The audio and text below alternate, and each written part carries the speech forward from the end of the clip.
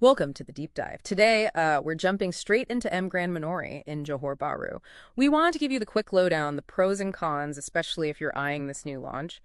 The big hook, it's the price. Starts incredibly low, like RM3 XXXXX, way cheaper than other places near the CIQ or that new RTS link. Yeah, it really stands out. And that affordability, well, it led to phase one selling out fast, something like 90% gone already.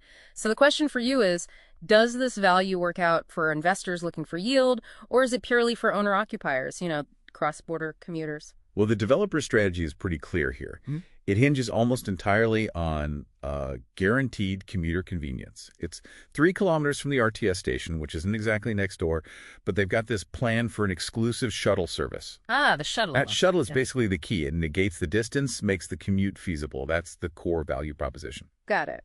So let's talk money first. The investment side looks, well, amazing on paper. You've got freehold tenure and these projected rental yields, 6% to 8%. Yeah, pretty high. I mean, that blows places like Singapore with maybe 2-3% completely out of the water. It does. And the advice is usually focus small, those 403 set studios or the dual key units to really, maximize income streams. But it sounds maybe a bit too good. Are there catches? There absolutely are. And you really need to do your homework here. First big thing, a potential shocker.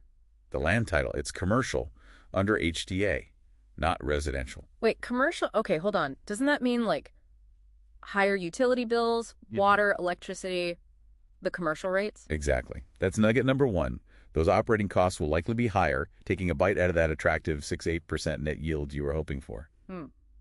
Okay, that's a big one. You have to model that in. Definitely. And then there's nugget number two, the timeline. There's a major conflict in the information we've seen. Conflict? How so? One source points to completion in Q4 2027.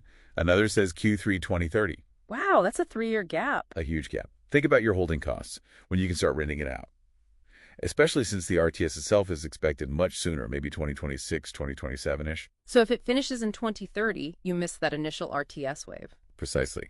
So if you're buying, you absolutely must get contractual certainty on that vacant possession date. No ambiguity. Okay, major financial risks to watch. What about living there? For someone who wants to be an owner-occupier, they talk about resort-style living, 41 facilities, partial furnishing, and that crucial shuttle bus. Is that enough? Well, that's the paradox, isn't it? Convenience versus congestion. You get great macro connectivity, easy access to the RTS via the shuttle.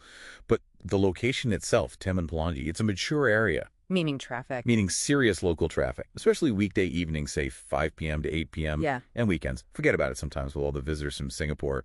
Daily errands can become a real headache. Right. And it's a high-density project, too, isn't it? 1,733 units total. Yeah, that's a lot of people. So those 41 nice facilities might feel pretty crowded pretty quickly. That's a definite risk.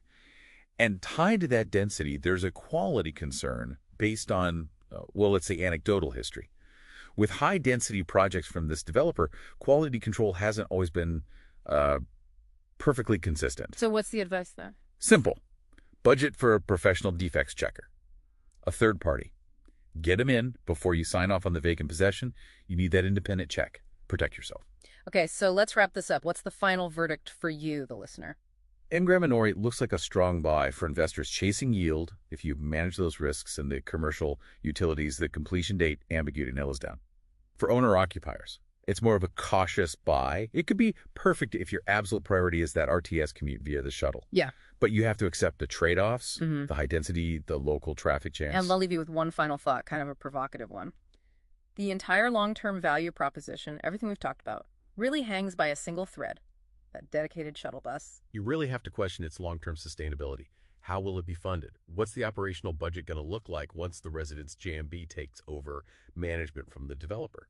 Because if that shuttle service falters or stops for whatever reason, the project's main appeal, that easy RTS access, just evaporates. Something to think about.